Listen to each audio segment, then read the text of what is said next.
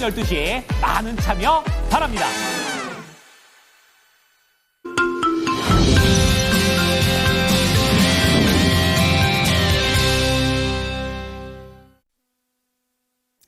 안녕하십니까. 모닝쇼 이건입니다. 뉴욕 증시 대통령의 날로 휴장을 했습니다. 그런 가운데 미중 갈등보다는 미국과 유럽과의 이런 신경전이 계속 이어졌습니다. 관세와 관련해서도 미국도 피해를 받을 것이다 이렇게 얘기하는 한편 또 전쟁과 관련해서도 유럽을 패싱하고 가는 그런 부분들에 대해서 유럽 내에서도 긴급 회동이 이루어졌습니다. 이러한 모멘텀들로 인해서 유럽 증시 내에서는 관련된 종목들이 상승세를 타는 모습을 보여줬었는데요. 오늘도 모닝쇼를 통해서 시장을 한눈에 바라보시기 바랍니다. 자, 첫 번째 하이라이트입니다. 자, 긴급 회동이 있었습니다. 미국에서 패싱당하면서 유럽 정상들이 만나게 됐었고요. 우크라이나와 러시아의 전쟁을 우리는 어떻게 받아들여야 되고 행동해야 될지에 대한 부분들을 얘기를 했습니다. 관련해서 방위비 얘기가 나왔고 방위비 관련된 종목들이 상승했습니다. 자, 그런 가운데 트럼프 관세에 대해서 유럽에서도 날이선 반응을 보이고 있는데요. 독일 입장을 좀 보게 되면 독일에서도 문제가 되겠지만 미국도 피해를 입을 것이라고 얘기합니다. 자, 그런 가운데 간밤에 중요했던 포인트가 연준 인사들의 발언입니다. 금리 인하에 대한 발언들을 나놓고 있는데요. 비둘기파 그리고 매파의 발언들은 살짝 온도차가 있었습니다. 자, 그런 가운데 특징주 체크해 보겠습니다. 앞서서 1번 헤드라인과 똑같습니다. 이 긴급 회동 속에서 나왔던 말이 앞으로 우크라이나 전쟁이 끝나더라도 계속된 방위비가 늘어날 것이라는 그런 얘기 속에서 방산 관련된 종목들이 상승세를 전반적으로 보여줬고요. 이제 그런 가운데 방위비를 마련하려면 돈이 필요하고 국채 쪽에서 이 부분을 충당한다라는 그런 내용에 따라서 유럽 은행주들이 동반 상승했습니다.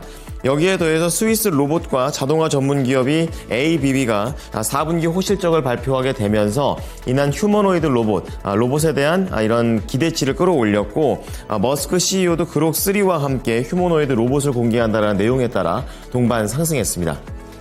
자, 오른쪽으로 넘어와 보겠습니다. 모닝 뉴스 준비가 되어 있는데요. 첫 번째는 정책, 두 번째도 정책, 세 번째도 정책입니다. 오늘은 정책과 관련된 내용들이 많이 있는데 반도체법부터 보시겠습니다. 주 52시간제 적용을 예외해달라 이렇게 얘기했었는데 이러한 부분들이 통과가 불발되게 되면서 반도체와 관련된 추가적인 이런 상승 모멘텀은 살짝은 줄어든 흐름입니다. 자, 그런 가운데 원전 정책과 관련해서도 결국에 K 원전이 이제 가동 중단될 수 있었던 부분이 있었었는데 조금 더 에너지에 대한 여당과 야당의 공감대가 형성이 되게 되면서 가동 중단까지는 피해 갑니다. 자, 그런 가운데 종목으로는 대명소노 그룹과 관련된 내용이 있고 시간의 움직임도 나오고 있는데요.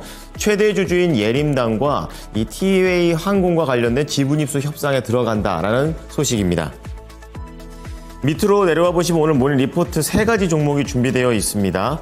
LIG 넥스원과 SFA 반도체는 목표가 상향 조정되어 있고 BH만 큰 변동이 없는데요. 4분기 실적은 혼조 흐름을 보여준 가운데 앞으로 이 휴대전화와 관련해 애플과 삼성의 움직임에 이 라인업 확대를 기대해보자라는 관점입니다.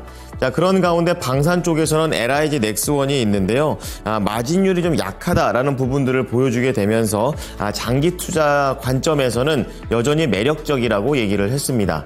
마지막으로 SFA 반도체입니다. 4분기 실적은 좋지 않았습니다. 자, 그런 가운데 모바일 업황은 이제 바닥이기 때문에 앞으로 조금 더 공장 가동률이 살아나는지 체크를 해보고 밸류에이션이 너무 낮기 때문에 목표 주가를 상향 조정했습니다.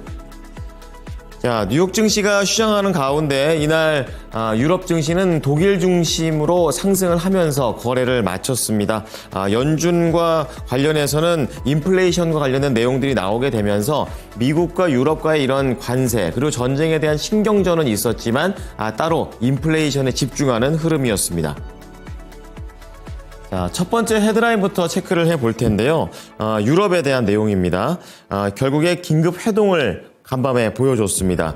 현지 시간으로 17일 트럼프 대통령의 유럽 패싱 우크라이나 평화회담에 대응하기 위해서 프랑스 파리에서 긴급 정상회담을 가졌습니다. 그렇다 보니까 이제 프랑스가 주선을 한 것이고요. 각 나라들의 입장을 보게 되면 영국에서는 우크라이나 러시아 전쟁에 지금 파병할 생각이 있다, 이렇게 얘기하면서 강하게 나왔고요. 프랑스는 파병은 파병인데 전방보다는 후방에다 배치하는 것은 어떻겠냐라고 제안을 했습니다. 그리고 파병과 관련해서 다른 나라들은 우선은 동의하지 않는 그런 모습을 보여줬었고, 독일에서는 군대 배치는 보다 신중해야 된다라고 얘기를 하게 되면서 영국과 프랑스는 파병, 나머지 나라는 그렇지 않은 쪽으로 약간은 엇갈리게 되면서 의견이 모이지 않았습니다.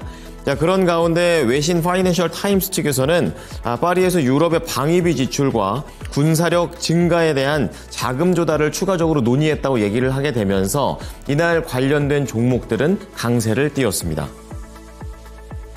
자, 그런 가운데 이 관세와 관련해서 유럽에서 가장 부자 국가이죠. 독일에서 불만을 표시를 했었는데요.